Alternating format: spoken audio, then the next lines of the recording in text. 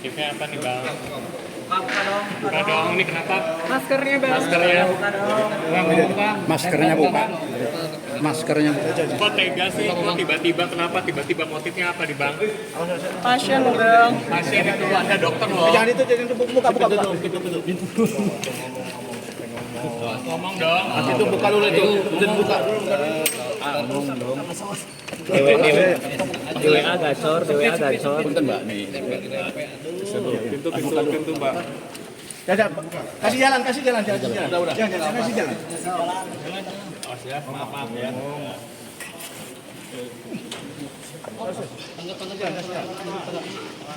Buka dong. Buka dong.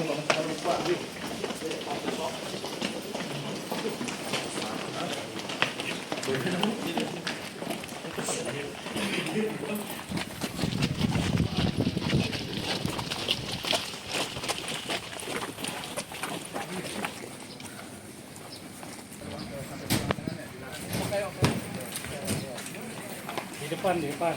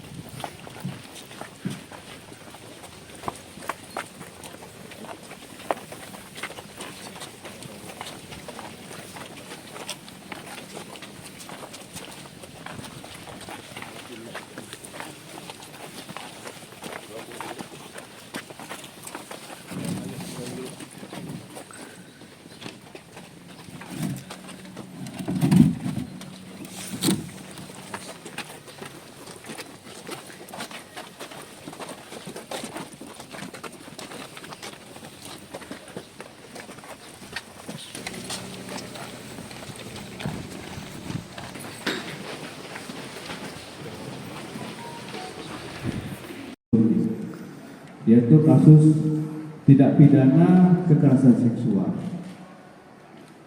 Rekan-rekan sekalian, pada awak media bahwa kasus yang menjadi atensi ini adalah menyangkut masalah perempuan anak, di mana kasus yang menyangkut perempuan dan anak ini menjadi perhatian khusus bagi publik, ya, karena di mana perempuan dan anak ini sangat rentan sekali terhadap kekerasan, ya, dan juga kekerasan psikologi maupun fisik.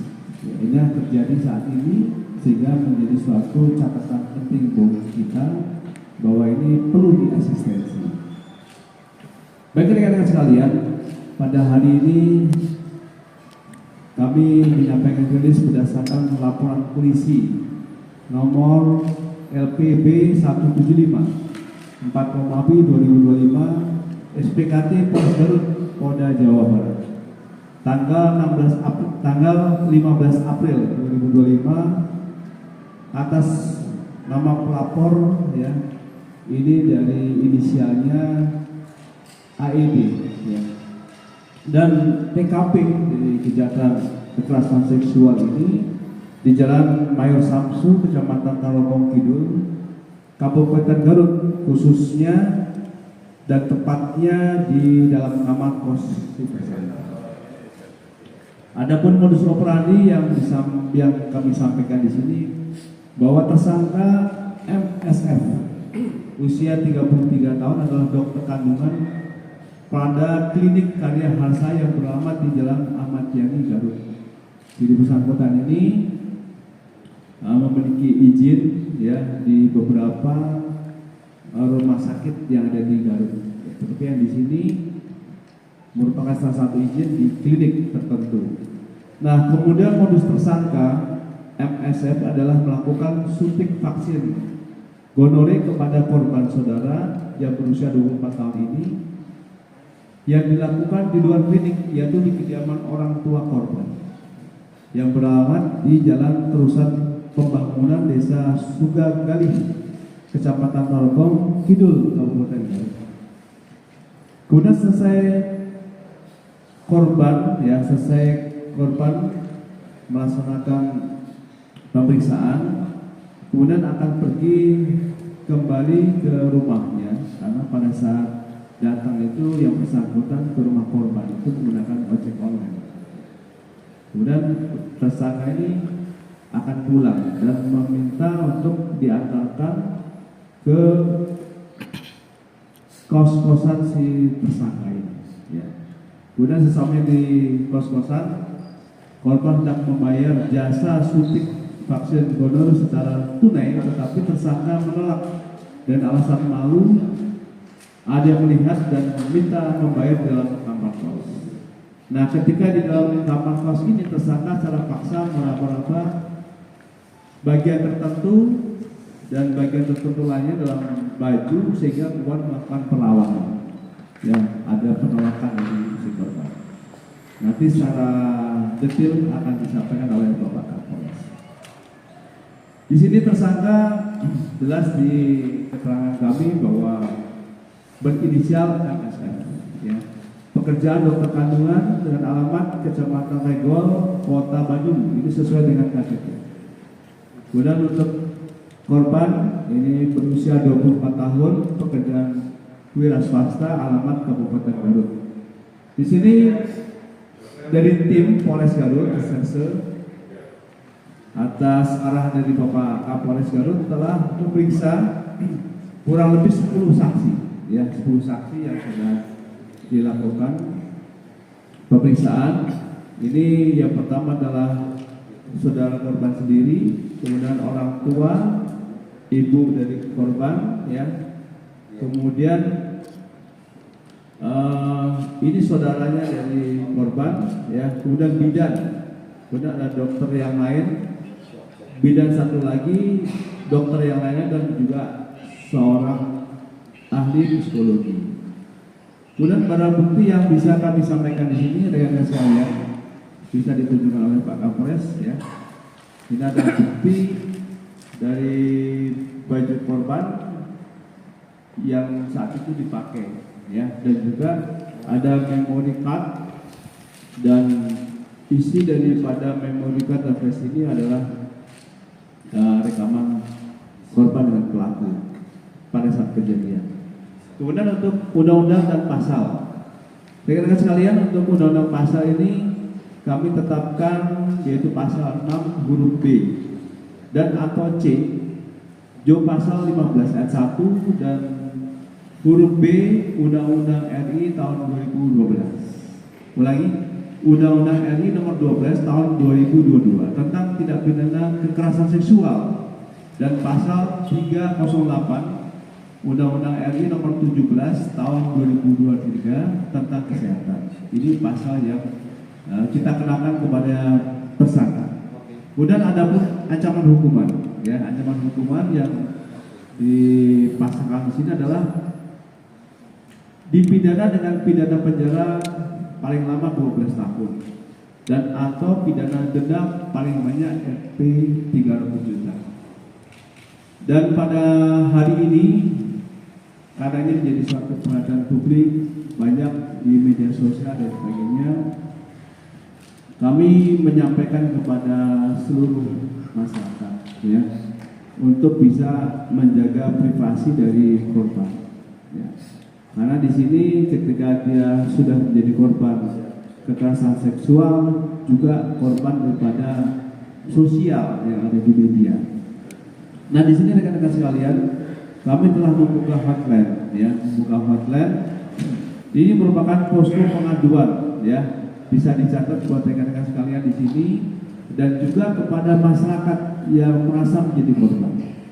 Kami kepolisian ini akan sulit juga melakukan suatu tindakan legal formal secara hukum, ya, manakala yang menjadi korban ini tidak melaporkan, ya, tidak melaporkan. Dan para penggiat media sosial yang banyak telah men-share, ya, telah membuat suatu konten berita, ya, dengan melebihkan suatu peristiwa ya, dan juga mengatakan banyak sekali yang telah merespon untuk melaporkan kepada akunnya.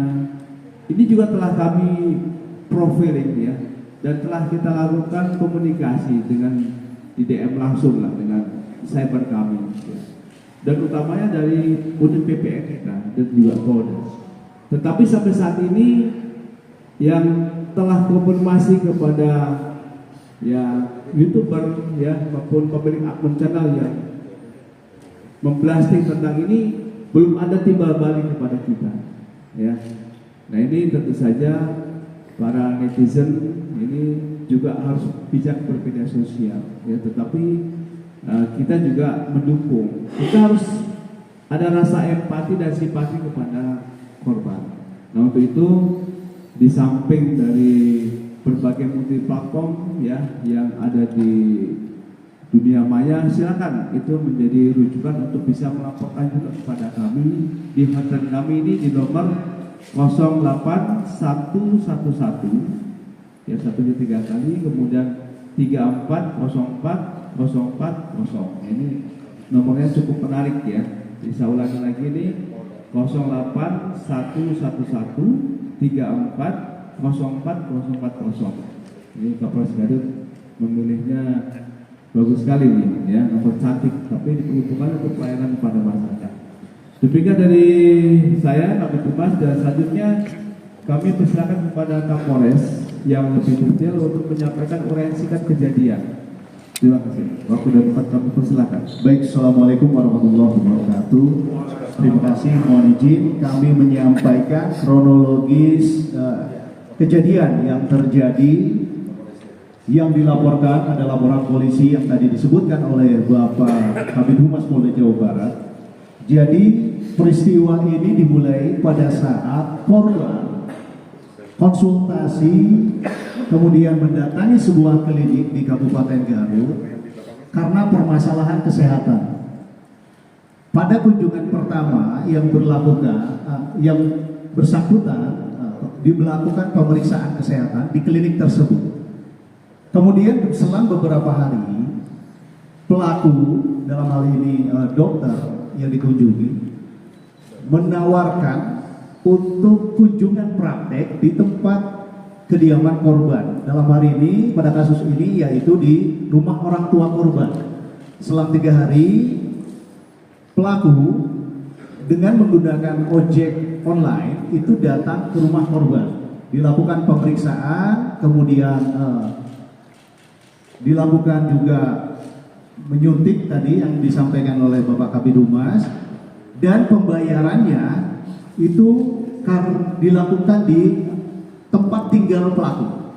Karena tadi pelaku datang menggunakan kendaraan ojek online, pelaku menyampaikan bahwa minta diantarkan pulang kepada korban. Akhirnya dengan kendaraan roda 2 korban, karena rumah korban dari rumah orang tua pelaku ini satu arah, pelaku minta diantarkan ke tempat kos-kosannya. Sampai dengan di rumah kos-kosan, di rumah pelaku, korban kemudian membayar biaya kesehatan tadi sekitar 6 juta. Namun pelaku menyampaikan jangan di depan rumah karena nanti dilihat orang. Kemudian pelaku menawarkan untuk pembayaran itu dilakukan di dalam rumah. Ketika terjadi di dalam rumah, pelaku mengunci pintu, kemudian mendekati korban, mencium leher dan sebagainya. Di sini korban berusaha menolak, kemudian korban juga menyampaikan, mengancam akan melaporkan malam ini juga. Pelaku tetap melakukan perbuatannya sampai akhirnya si korban berusaha melawan dan menendang. Akhirnya pelaku keluar dan pergi. Sampai dengan hari ini memang laporan polisi yang kami terima itu baru 1. Seperti yang disampaikan oleh Bapak Kabid Humas Polda Jawa Barat, banyak korban diindikasikan, namun yang membuat laporan secara tertulis baru 1. Ada 1 lagi korban, namun yang bersangkutan masih belum bersedia untuk dibuatkan laporan polisi. Jadi masih berupa pemeriksaan saksi. Mungkin itu saja yang dapat saya sampaikan. Selanjutnya secara teknis juga nanti dari ID Kabupaten Garut nanti akan menyampaikan. Untuk waktu kami persilakan.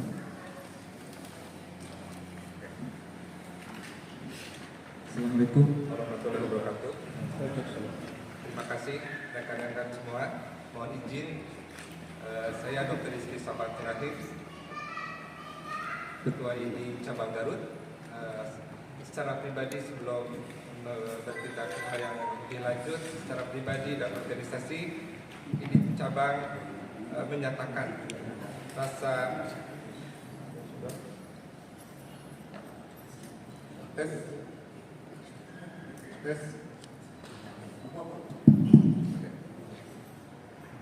ID Cabang Garut dan jajaran mengucapkan keprihatinan yang mendalam dan dukungan moral terhadap para korban pelecehan seksual ini, serta mengutuk perbuatan tercela yang dilakukan oleh tersangka karena bertentangan dengan kemanusiaan dan mencoreng marwah organisasi profesi kedokteran Indonesia. Selama ini di Cabang Garut juga sudah berkoordinasi dengan di wilayah untuk melakukan proses. Yang kita lakukan dalam hal ini adalah proses pelanggaran dan etika, termasuk disiplin profesi, karena beliau adalah seorang dokter. Selanjutnya, seperti yang kita lihat hari ini, menghormati dan mendukung semua proses hukum secara transparan dan berkeadilan oleh pihak kepolisian. Ke depan, ID Garut akan berkolaborasi dengan pemerintah daerah untuk menindaklanjuti hal-hal yang menjadi keluhan masyarakat. Bisa menghubungi hotline yang ada, kita berintegrasi bersama, tetapi secara organisasi semua keluhan, informasi dan pengaduan bisa kita sampaikan ke Sekretariat ID Cabang Garut di Ruko A6 Jalan Suherman, Ruko Diamond Dreamland. Mungkin itu yang bisa saya sampaikan secara pribadi dan organisasi. Mudah-mudahan ini menjadi pembelajaran yang baik buat kita semua.